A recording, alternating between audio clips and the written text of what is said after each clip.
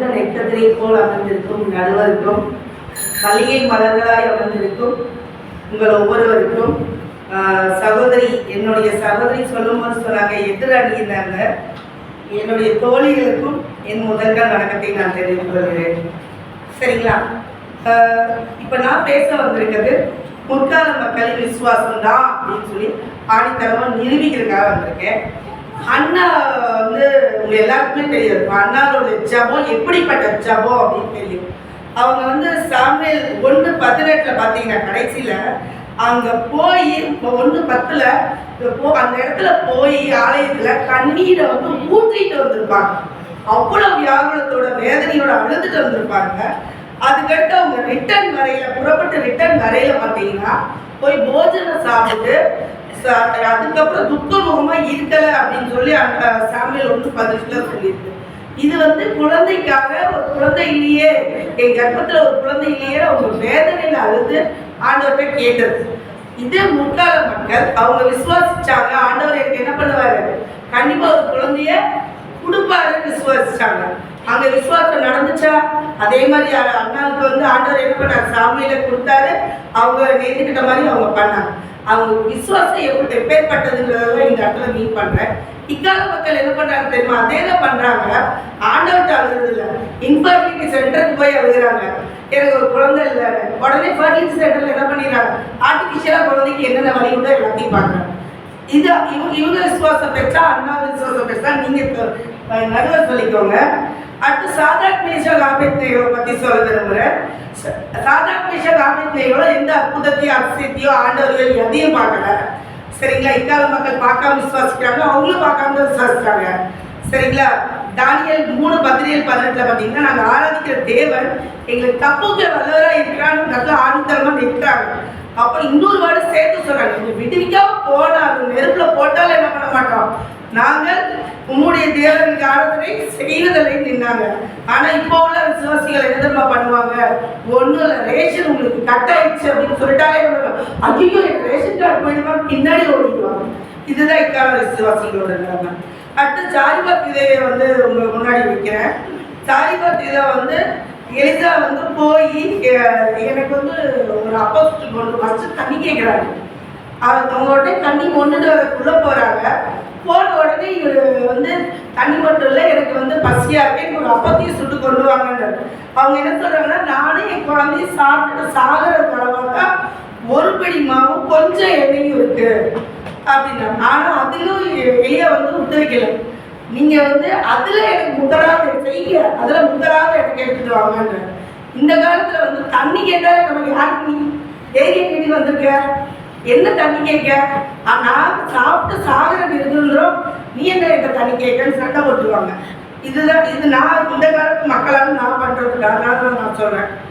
சரிங்களா? அப்படி வந்து இருக்கேன். ஆனா அந்த அம்மா வந்து விசுவாசிச்சுட்டு அவரோட வார்த்தையை உடனே அவங்களுக்கு வந்து செஞ்சு கொண்டு வந்தாங்க. அதே மாதிரி இந்த அம்மாவுக்கு அந்த மழை வர்றது வரைக்கும் என்ன பண்ணல, பானையில் செலவழிக்கும் போல கலசத்தில் என்ன குறைஞ்சு போகவும் இல்லை. அவங்களோட விசுவாசம் அவங்க என்னாச்சு, அவங்களுக்கு இதை கொண்டு வந்துச்சு.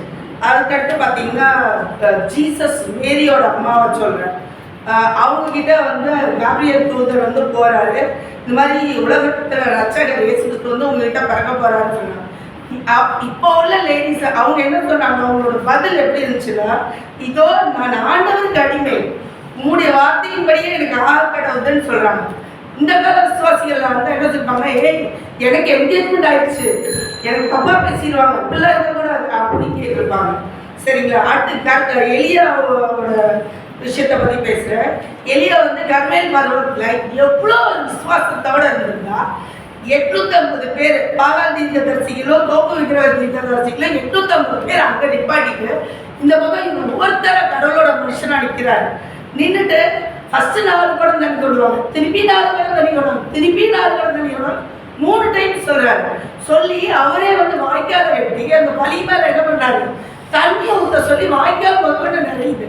நிறைஞ்ச உடனே என்ன பண்ணாரு அப்படின்னா, கர்த்தரிடத்துல கேட்கிறாரு. கேட்ட மாத்திரத்துல அவருக்கு என்ன வந்துச்சு, நீ தான் தெய்வம்னு நீங்க இது பண்ணுங்க. எந்த வேலையில கேட்டாருன்னா, அவங்கெல்லாம் மத்தியானம் காலையில சாயந்தரம் கேட்டு பார்த்தாங்க, அங்க ரிப்ளை இல்லை. ஆனா இவர் விசுவாசத்தோட கேட்டாங்க. எப்ப கேட்டாங்கன்னா ஈவினிங் அந்திசாய பொழுதுல கேட்டாங்க. ஒரு செகண்ட் அவருக்கு எப்படி ரிப்ளை கிடைச்சது தெரியுமா? அக்கினி இறங்கி வந்து சர்வாங்க தகரப்பையும் சரி, விறகுகளையும் சரி, கற்களையும் சரி, மண்ணையும் கூட பட்சத்தை போட்டுச்சான். வாய்க்கால தண்ணியும் என்ன பண்ணுச்சு? நக்கி போட்டுச்சுன்னு சொன்னான். அந்த அளவுக்கு விசுவாசம் உள்ளவர் தான் என்னது எலியா, முக்கால விசுவாசி. இப்ப இன்னொன்று வந்து சொல்ல பெரும்பாலான ஸ்ரீயை பத்தி சகோதரி சொன்னாங்க.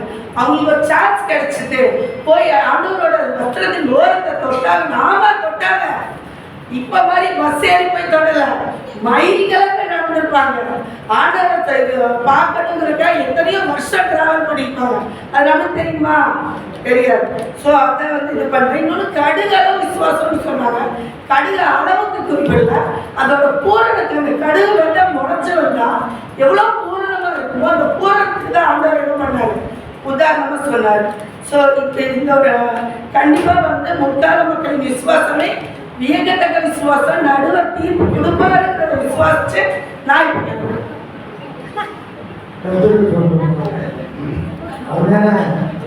இவங்கதான் பட்டோட பேசுறதான் பேசுறாங்க.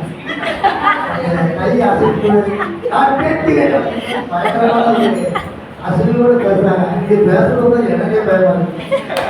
இப்போ ஒரு சார்பு நீங்க விடமாட்டே கொடுக்கணும். பயங்கரமான ஒரு ஆக்ஷனோட பேசுற புரியுதா? ஆனா அவங்க சொன்ன காரியங்கள்லாம் பார்த்தீங்கன்னா எல்லாரும் ஒரு பட்டிமன்ற ஒரு பக்கத்துல தான் கூட இது ஒரு பக்கத்து தலைப்புக்கு கருத்து சேர்ப்பதற்காக சகோதரிகள் அவங்களுடைய தலைப்புக்கு கருத்து சேர்ப்பதற்காக கருத்துக்கள் சொன்னாலும் கூட வேதத்தை நினைச்சு பார்க்கணும். அதை பார்த்தீங்கன்னா அண்ணா அழுது தெரிவித்தா குழந்தைக்காக. அன்னைக்கு எங்கேயுமே குழந்தைக்காக எதுவுமே எந்த இது கிடையாது. ஆனால் இன்னைக்கு கூட வந்து அழுது தெரிவிக்கிறாங்களா அப்படிங்கிறது நிறைய இடத்துல பார்த்தீங்கன்னா எல்லாரும் எங்க இருக்காங்கன்னா இந்த கருத்தரிப்பு மையங்கள் இருக்க மாற்றி ஒரு வாரிசு ஏற்படுத்தணும். நீங்க நிறைய பேர் ஆண் பிள்ளைதான் வாரிசா இருக்காங்க, பெண் பிள்ளைய வாரிசா நினைக்கிறேன். பெண் பிள்ளைகளும் வாரிசு தான், அதை ஏற்றுக்கொண்டாங்க, அதை ஏற்றுக்கணும். அதனால பார்த்தீங்கன்னா அது ஒரு அன்னைக்கு அண்ணா அழுது தெரிவித்தார். அவன் ஆண்டவர் நம்பி விசுவாசத்தோடு தெரிவித்தா அவருக்கு ஆண்டு எடுத்தாரு. ஒரு சாம்பலை கொடுத்தாரு சொல்லி ஒரு அருமையான ஒரு எடுத்துக்காட்டு சொன்னாங்க. அதுக்கப்புறம் சாப்பிட்டாங்க அப்படி தான் பண்ணாங்க. நீங்க எங்க தேவனுக்கு காப்பாற்றினாலும் சரி, காப்பாற்ற போனாலும் சரி, நாங்கள் நினைச்ச மாட்டோம், உத்தரவுக்கு நம்ம அடிபடிய மாட்டோம் அப்படி எவ்வளவு விசுவாசத்துக்கு பயங்கர உச்சம். இன்னைக்கு ஒரு காரியம் இந்த சைடுல வந்து வரலாறு இருக்கு, அதனால இந்த சில தொகுப்படுத்தி பேசிட்டாங்க. அதே தான் சொல்லணும். இந்த புதிய விசுவாசத்துக்கு வரலாறு கிடையாது. அது பெரிய பற்று, அது பெரிய வேலை தெரியுமா? அது பெரிய வேலை தெரியுமா? தோமா வரலாறு மாறிட்டாங்க. இப்போ பைபிள்ல வந்து எல்லா வரலாறும் இருக்கு, ஏற்படுத்தி வரலாறு எல்லாம் இருக்கு.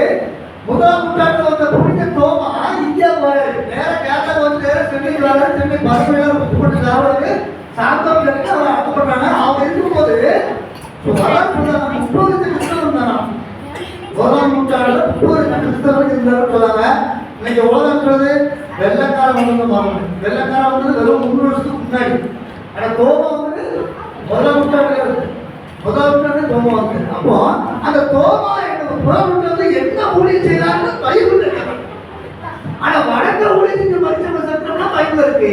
இந்தியாவில் வந்து ஒரு முக்கியமான நாட்டை வந்து ஊழியம் செய்த மரிச்ச ஒரு தோமா இயேசு சீடர்கள் ஒருத்தர், அவருடைய வரலாறு பைபிள் இல்லை. அவர் 10 விசுவாசம் அந்த சட்டம் தான் இருக்க தவிர அவர் செய்த ஊழிய வரலாறு இல்லை.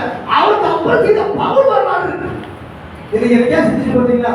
ஆனா உண்மையிலே இந்த பக்கத்துக்கு கொஞ்சம் அனுபவப்படுறேன். ஏன் வந்து ஆமா ஏன்னு கேட்டீங்கன்னா ஏமா பயணமா ஏன்னு கேட்டீங்கன்னா இவங்களுக்கு வர்றாரு. இவங்க எந்த யாரும் பேச புதுசா ஒரு ஆள் சுவாசி புது பேசுறது நல்ல சுவாசி சொன்னாங்கன்னா இவங்க சொல்லுவாங்க அவனாங்க அவன் ஒன்றாங்க ஐயா. அப்ப புதுசா அவளை எடுக்கவே முடியாது. அப்படிப்பட்ட ஒரு நிலைமை இருக்கு. ஆனா இந்த நிலைமையில சமாளிக்காம சொன்னா இது ரொம்ப திறமை. அது ஒண்ணு. ஆனா அதே நேரத்தில் இவங்க வந்து அந்த பழசை வந்து பழசு என்னைக்கு ஓடியா அவரோட பழசையா இருக்காங்க. ஒரு ரிப்பார்ட் வந்து இருக்குன்னா என்ன ஊரு என்ன அவமானமா இருந்தாலும், என்ன ஊர் அவமானமா இருக்கிறது யாரு மரியாதை வந்து தேர்வு சொல்லலாம். நீ பரிசுத்த ஆகினாலே குமாரம் பண்றா அந்த அம்மா அப்பதான் நிச்சயிக்கப்பட்டிருக்கு. நம்ம ஊர்ல அப்படி ஒரு சம்பவம்னா யாராவது ஒரு ஏற்றுவாங்களா? இன்னைக்கு அந்த அம்மாவும் பாருங்க, அந்த மரியாதை வந்து என்னை ஊர் அவமானமாக எண்ணினாலும் நான் ஆண்டவருக்கு அடிமை, நான் ஆண்டவருக்கு அடிமை சொல்லி ஆண்டவரோட தேவ தூது பிடித்தான்னு சொல்லி எவ்வளவு விசுவாசமா அவங்க சொன்னாங்க. அந்த விசுவாசத்துக்கு ஈடுத்த உலகத்தை ஏதாவது உண்டா? அப்படிப்பட்ட ஒரு அஞ்சான விசுவாசத்தில் இருப்பாங்க முற்காலம். அதனால அதுக்கப்புறம் எளியாவும் சொன்னாங்க, இன்னைக்கு ஊழியக்காரங்களாம் பாசக்காரன் நான் இருக்கேன், அது நான் நிறைய ஊழியக்காரங்க பேசிருக்கேன், ஊழியக்காரங்க எதையாவது நீங்க நிரூபிக்கணும் ஆண்டவர் அப்படின்னா நீங்க எல்லா ஊழியக்காரங்களும் நிலைமையா நீங்க அழைக்கப்பட்ட ஊழியக்காரரு, நீங்க ஊழியம் பண்றீங்க, நிறைய வருஷம் ஊழியம் பண்றீங்க, 10 ஆளுகளை பெற்றீங்க, பிரசவம் பண்றீங்க, எல்லா வேலையும் இருக்கீங்க. நீங்க எங்களுக்கு ஆண்டவரை இப்போது நிரூபிக்க வேண்டும் என்று சொன்னா இப்போ எல்லா ஊழியக்காரையும் தான் நிரூபிச்சுவாங்களாமா? நான் உங்களுக்கு கேட்கிறேன், இப்போ ஊழியக்காரங்களை விட்டு எனக்கு தேவை நிரூபிக்கணும் அப்படின்னு நினைச்சீங்கன்னா இன்னைக்கு நம்மளால நீங்க எப்படியா யாரும் தெரிஞ்சுக்க முடியாது. நீங்க எல்லாம் தெரிஞ்சுட்டாரு பைபிள்ல நிறைய பேர் தேவன் எங்க கூட இருக்கிறார் சொல்லி இவரெல்லாம் மெய்யான தேவன் நிரூபித்தார், அடையாளம் போவாங்க. ஆனா நீங்க நிரூபிக்க முடியல நம்ம நினைக்கிறோம், அது அப்பா சொன்ன வரலாறு இல்லைன்னு சொல்லி. ஆனா உங்க வாழ்க்கையில் நடந்தது, என் வாழ்க்கையில் நடந்தது, இது ஆண்டவர் தான் செஞ்சாருன்னு. ஆனா நம்ம வரலாறு இல்லையே, நம்ம வரலாறு இல்லை. ஆனாலும் கூட அருமையானவர்களே, நிச்சயமாகவே இந்த அம்மா சொன்ன தாய்கள் வந்து எளிய வாழ்க்கை அகிலம் உண்டாக்குற விசுவாசம், நான் ஆண்டவருக்கு அடிமந்தமா சொன்ன விசுவாசம், இதெல்லாம் முக்கால விசுவாசத்துக்கு பெரிய ஒரு வறுமை செய்யக்கூடிய ஒரு காரியம். அது மட்டும் இல்ல, இந்த பட்டிமன்ற இதுவரைக்கும் பேசினாலே இந்த அம்மா அந்த பட்டிமன்ற பேச்சாளர் மாதிரி அந்த செய்கையோட அந்த ஆட்சியோட பேசுறாங்க, இவர் ஆனார் அப்படிங்கிற மாதிரி ரொம்ப அருமையா அந்த ஒரு ஆட்சியோட பேசினாங்க. உங்களுக்கு எங்களுடைய மனமார்ந்த வாழ்த்துக்கள். எல்லாம் வரல தெரிஞ்சு உற்சாகப்படுத்துங்க. இதுவரைக்கும் பேசுறவங்க சரியா பேசுறதுன்னு சொல்லுங்க, எல்லாரும் நமக்கு கருத்துக்கள் பேசுறாங்க, அவங்களும் கருத்துக்கு நல்ல பதில் சேர்க்க முடியும், நல்ல ஆதரவோட பேசுறாங்க. ஒரு பத்தி நல்ல ஆட்சியோட பேசுறீங்க, நல்லா இருக்கும். நான் கருத்துக்கு சொல்றேன். அடுத்து